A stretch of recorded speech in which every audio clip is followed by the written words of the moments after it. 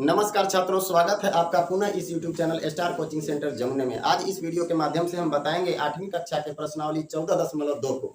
14.2 का पहला सवाल कहता है कि समलंब चतुर्भुज का क्षेत्रफल ज्ञात कीजिए जिसे समानांतर भुजाएं एवं ऊंचाई दी गई है। यानी उस समलंब चतुर्भुज का क्षेत्रफल हमको ज्ञात करना है जिसे समानांतर भुजाएं एवं ऊंचाई दी गई है। जिसे की जगह पर जिसके होना चाहिए था। मतलब समलंब चतुर्भुज का क्षेत्रफल ज्ञात करना है जिसका कौन सा चीज दिया हुआ है, भुजाएं दी हुई है, समानांतर भुजाएं और ऊंचाई दिया हुआ है। तो चलिए हम लोग पहला नंबर जो सवाल है उसको समझने का प्रयास करते हैं और बनाने का प्रयास करते हैं। तो पहला का जो ए नंबर सवाल है उसको हम लोग देखते हैं। इसमें बोलता है कि समानांतर भुजाएं दी हुई है और समानांतर भुजाएं क्या क्या है उसको देखिएगा। समांतर भुजाएं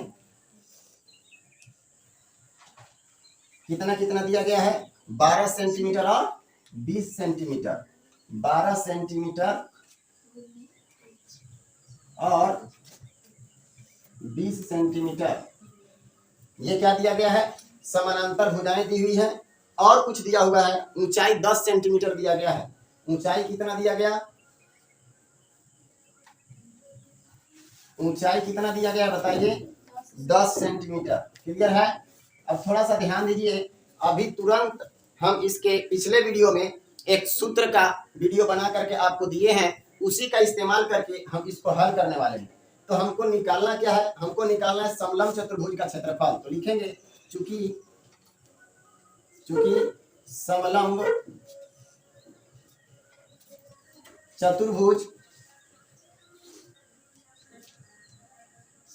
चतुर्भुज का क्षेत्रफल बराबर, सूत्र क्या होता है, 1/2 गुने समांतर भुजाओं का योग गुने ऊंचाई। तो 1/2 गुने समानांतर भुजाओं का योग। समानांतर भुजाओं का योग का मतलब यदि समानांतर भुजाओं को हम क्या मान लें, ए और बी मान लें, तो यहाँ पे हम लोग क्या करते हैं, ए प्लस बी लिखते हैं और इंटू क्या होता है, ऊंचाई यानी एच। अब इसी पर वैल्यू पुट कीजिए, 1/2। अब समानांतर भुजाओं का योग का मतलब, दो समानांतर भुजाएं हैं उनका योग का मतलब जोड़। तो कौन कौन चीज ध्यान दीजिएगा, 12 सेंटीमीटर एक समानांतर भुजा था और दूसरा समानांतर भुजा कितना था, 20 सेंटीमीटर। दोनों को क्या कर देना है, जोड़ देना है। और गुना क्या होता है, ऊंचाई। तो ऊंचाई हमारे पास कितना है, 10 सेंटीमीटर। अब आप इसी को हल कर ले, तो 1/2 गुना, यहाँ पे जब कोई चिन्ह नहीं होता है तो क्या होता है, गुना 20 और 12 दोनों को जोड़िए, कितना हो जाएगा, 20 और 12 को जोड़िएगा तो हो जाएगा 32 और गुना कितना, 10। अब हम जब गुना में है तो तिरछा तिरछी काट सकते हैं। तो 2 एकम 2 और 2 से 32 कट जाएगा, कितना बार में, 16 बार में। जब हम 16 से 10 में गुना करेंगे तो आएगा क्या, 16 दहा 160। अगर यहाँ पे सेंटीमीटर दिया होगा तो क्षेत्रफल निकाल रहे हैं तो सेंटीमीटर का स्क्वायर होगा। यही अगर मीटर दिया हुआ होता तो आंसर में क्या होता, मीटर स्क्वायर। आंसर देख लीजिए, क्या आंसर आया है। यदि आंसर आया हो तो बताइए, आंसर है। तो चलिए अब हम लोग देखेंगे इसके दूसरे प्रश्न को। पहले आप इसको उतार लें, इसके बाद अब हम लोग देखते हैं पहले सवाल का बी नंबर प्रश्न। तो बी नंबर प्रश्न में हमसे क्या बोलता है उसको देखते हैं। बी में हमसे बोलता है समानांतर भुजाएं दो दी हुई हैं, समांतर भुजाएं क्या क्या दी गई है उसको देखिएगा। एक है 34 सेंटीमीटर, 34 सेंटीमीटर और दूसरा क्या दिया हुआ है, दूसरा है समानांतर भुजा 46 सेंटीमीटर। यही है क्या, और साथ में क्या दिया गया है, ऊंचाई दिया गया है। तो ऊंचाई हमारा कितना दिया गया है उसको देखिए, ऊंचाई बराबर दिया गया है 24 सेंटीमीटर। 24 सेंटीमीटर। हमको क्षेत्रफल के लिए जो जो चीज चाहिए वो सब हमारे पास है। समांतर भुजाएं दी हुई हैं और ऊंचाई दिया हुआ है, दोनों चीज है हमारे पास। हमको निकालना क्या है, समलंब चतुर्भुज का क्षेत्रफल। तो लिखेंगे चूंकि समलंब चतुर्भुज का क्षेत्रफल बराबर, सूत्र क्या होता है, 1/2 गुने समांतर भुजाओं का योग समांतर भुजाओं का योग और गुना ऊंचाई। अब चलिए ध्यान दीजिएगा, यहाँ 1/2 सूत्र के आधार पर लिख लेंगे, गुना समानांतर भुजाओं का योग। तो समानांतर भुजा है कौन कौन? 34 सेंटीमीटर और 46 सेंटीमीटर, और योग करना है उसका, योग का मतलब जोड़ करना है। तो 34 सेंटीमीटर प्लस 46 सेंटीमीटर, ये दोनों को क्या करना पड़ेगा? जोड़ना पड़ेगा। और गुना में क्या लिखना है हमको? ऊंचाई। तो ऊंचाई हमारे पास कितना है? 24 सेंटीमीटर, तो 24 लिखेंगे। अब इसी को हल कीजिए, 1/2 सूत्र का इंटू जो समांतर भुजाएं थी उसको जोड़ा जाए, तो 6 और 4 10 का 0 हासिल 1, 4 3 7 और 1 8, और गुना में क्या आ जाएगा? 24। इसको हल कीजिए, तो जब हम 2 से 80 को काटेंगे तो ये कितना बार में कटेगा? 40 बार में कटेगा। कटेगा कि नहीं? अब हम इसको और इसको यानी 40 और 24 को गुना करेंगे। जब हम 40 और 24 को गुना करेंगे तो 24 चौक क्या होता है? 96 होता है कि नहीं? और ये जो एक जीरो था, एक जीरो को यहाँ पे लगा दीजिए। सेंटीमीटर सेंटीमीटर सब जगह था, तो यहाँ पे हम लोग क्या करेंगे? सेंटीमीटर का स्क्वायर लिख देंगे, और यही आपका आंसर होना चाहिए। क्या आंसर है?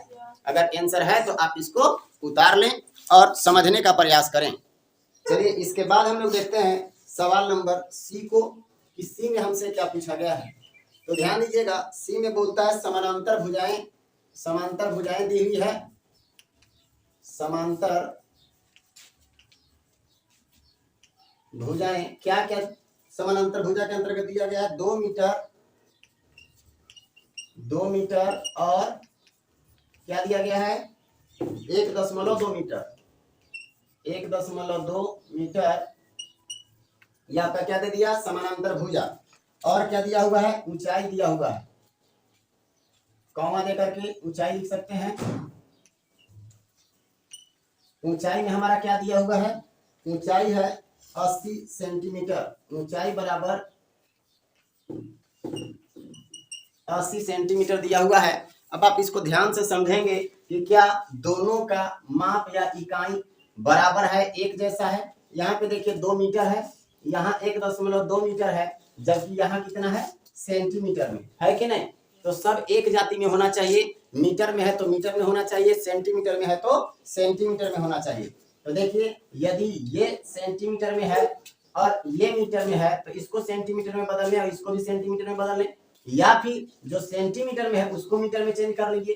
तो 2 ठो हमारे पास क्या है? मीटर में। तो ये जो ऊंचाई है सेंटीमीटर में, इसी को हम किस रूप में बदल लेंगे? मीटर के रूप में। तो सेंटीमीटर को मीटर में बदलने के लिए क्या करना पड़ता है? 100 से भाग किया जाता है। तो चलिए 80 बटा क्या कर लेंगे? 100, और ये हमारा क्या बनेगा? मीटर। जब आप एक जीरो से एक जीरो काटिएगा तो एक अंक के बाद दशमलव पड़ेगा, यानी 0.8 मीटर आ गया हमारा ऊंचाई।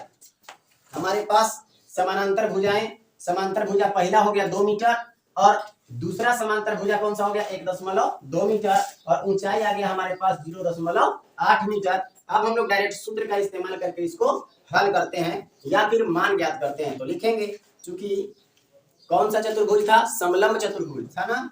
लिखेंगे समलंब चतुर्भुज का क्षेत्रफल बराबर क्या होता है? 1/2 गुने समांतर भुजाओं का योग। समांतर भुजाओं का योग और गुना में क्या आएगा? ऊंचाई।